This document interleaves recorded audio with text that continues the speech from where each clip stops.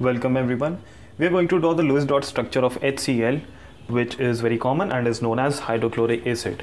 Now in order to draw the structure, we need to find the number of valence electrons as well as how many bonds each atom present in this molecule will make. Now the electronic configuration of hydrogen is 1s1 because it is the first element in the periodic table. Obviously, as you can see, here is hydrogen, and the electronic configuration itself starts from the 1s1, and then for helium 1s2, and then so on. Okay, and the electronic the electronic configuration is 1s1. You've got your first subshell, 1s subshell, having just a single electron. Now it is in unpaired form. Okay, so you've got just a single unpaired electron, which means hydrogen will make just a single covalent bond, Cb, one covalent bond. So we have found out how many bonds hydrogen is going to make, as well as let's find out the number of valence electrons, since it is having just a single electron, which means hydrogen is also having just a single valence electron. Now moving on and talking about chlorine, the electronic configuration of chlorine is the inert configuration of neon, and then 3s2 and then 3p5. Why did I write this? See, here you've got your inert group, okay, the 18th group. All these elements, helium, neon, argon, krypton, xenon, radon, and I don't know about this one, leave it. So you've got your inert elements here, okay, and you've got chlorine here, okay, in the third period. See, you've got this as your third period, this one, third period, okay. So the neon is having an inert configuration of what? See, neon's electronic configuration will be 1s1, 1s2, 2s1, 2s2, 2p1, 2p2, 2p3, 2p4, 2p5, 2p6. So it has inert itself. Okay. So since neon is an inert element, we can write its electronic configuration. We can even write helium's inert configuration for lithium, beryllium, boron, carbon, nitrogen, oxygen, fluorine, neon, because it itself means that you have written the configuration for neon, and you want to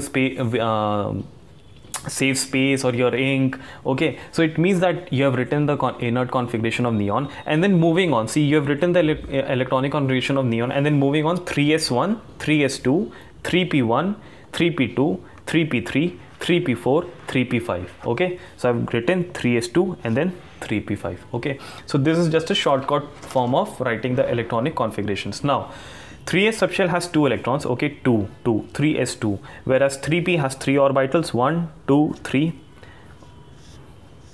right, and has 5 electrons, 1 2 3 4 5, and a number of unpaired electrons, well, just a single unpaired electron, this electron. It's in unpaired form, so you got just a single unpaired electron, which means chlorine will make just a single covalent bond, 1 Cb, and the number of valence electrons, well, 2 plus 5 7, or you can count it from here also, 1 2 3 4 5 6 7. Well, let's move to the structural part of HCl. Why was I counting the number of unpaired electrons? Just to find how many bonds each atom will make, how many bonds hydrogen is going to make, how many bonds chlorine is going to make. Else there is no use of unpaired electron. Okay, just to find out how many number of covalent bonds hydrogen or chlorine will make. Okay, so you've got hydrogen, and we know it is going to make a single bond, but what was the number of valence electrons for hydrogen? It was just a single electron. Talking about chlorine, chlorine had just a single unpaired electron as well, and it will make obviously just a single bond. But the number of valence electrons, it had 7 valence electrons. Okay, so 1 2 3 4 5 6 7, and they're going to make a covalent bond. And now you see hydrogen's electronic configuration in unbonded form was 1s1, but after bond formation it has 1 2. Now it has 2 electrons, and the orbital diagram will be like this. So it has paired itself and is now stable. Okay, so hydrogen is now in stable form, whereas talking about chlorine, see, 1 2 3 4 5 6 7 8. Okay, chlorine has 8 electrons, which means it has completed its octet, and its electronic configuration now has gone up to 3s2 3p6.